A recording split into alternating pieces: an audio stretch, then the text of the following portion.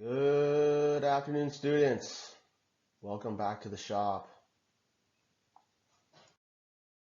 Job number 5 is the compression system. It includes doing a compression test and then adjusting the valves.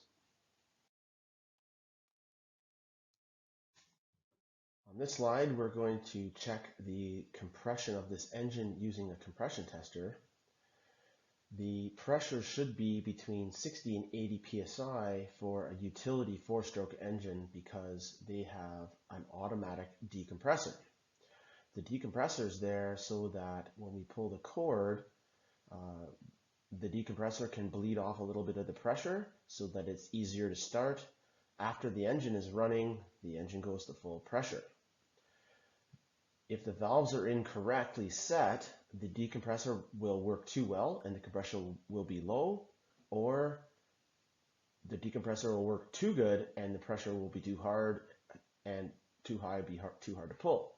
On this engine, as I begin to pull on the recoil starter, the pressure builds very slowly, and I continue to pull many more than 5 times and finally build the pressure up to 65 or so psi, which is a little on the low side, which indicates to me that the valves are not adjusted correctly. First, we must do some 4-stroke theory. I took a little clip off of YouTube here on the 4 strokes of the 4-stroke cycle. We're going to watch this clip without me talking over, and then on the next slide I will show you how to index the engine for checking the valves. Engine is called a 4-stroke because 4 up and down motions are needed to complete the cycle. In the first stroke, the piston travels downward as the intake valve opens and a mixture of air from the atmosphere and a metered amount of gas from the electronic fuel injector enter the cylinder. This is called the intake stroke. On the second stroke, the piston travels upward, compressing the air and fuel to make a highly combustible mixture. This is called the compression stroke.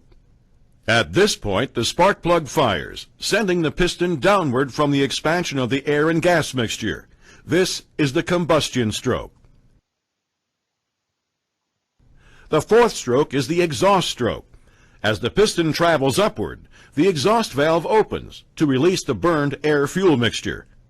When the piston reaches the top of this stroke, the intake valve opens and the cycle begins all over again. It takes 1 up and down motion or 2 strokes of the piston to create 1 revolution of the crank. To set an engine up for measuring the valve clearance, we must place the piston 1 centimeter down into the power stroke. I'm going to use this video here to show you.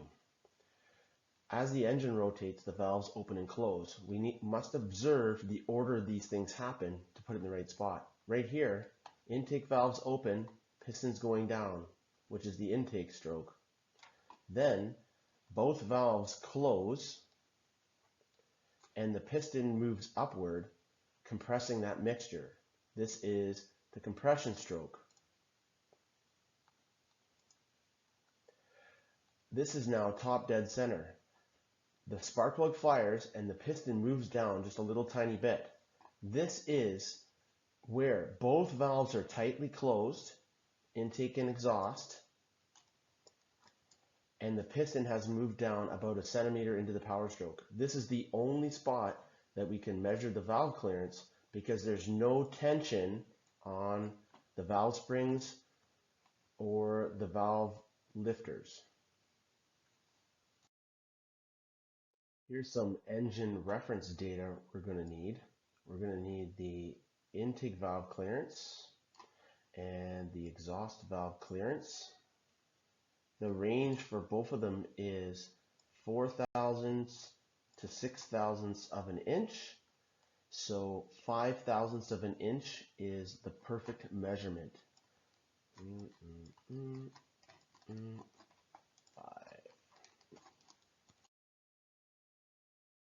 Here's a snip from our worksheet in our small engine booklet. We can enter in the value for our clearances for our valves. 0.005 for both the intake and exhaust, The picture beside that is a picture showing the timing marks on the camshaft and the crankshaft gear. The two dots must line up. This tells us that the engine is timed properly. The two questions below explain how you can index an engine so the clearance can be checked. We've already covered. That is, the piston has to be 1 centimeter down into the power stroke, so both valves are closed. And if we take the engine apart, how can we tell if the camshaft is correctly timed with the camshaft? And that is right here. The timing marks must line up.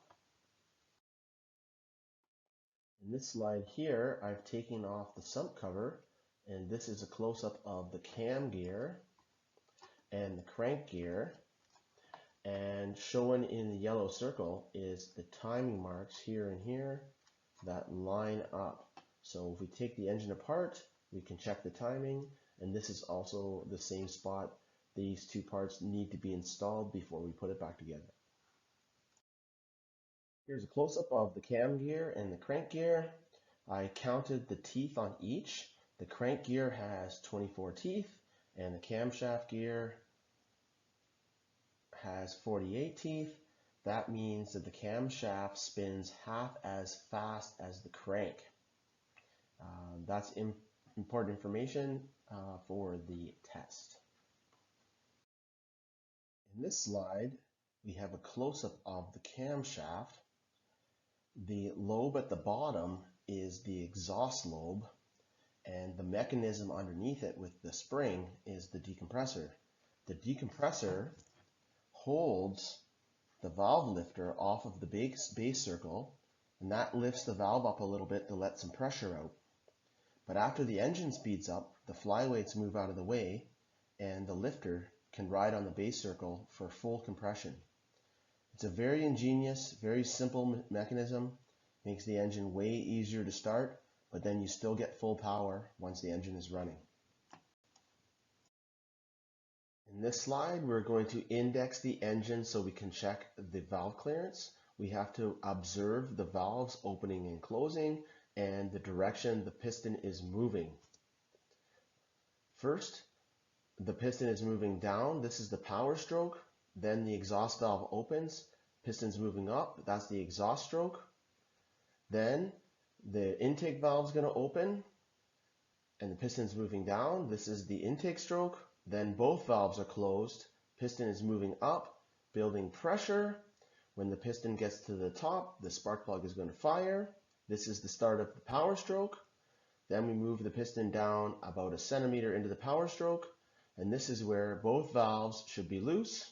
You can see here the intake valve is a little on the tight side, which is why we had low pressure.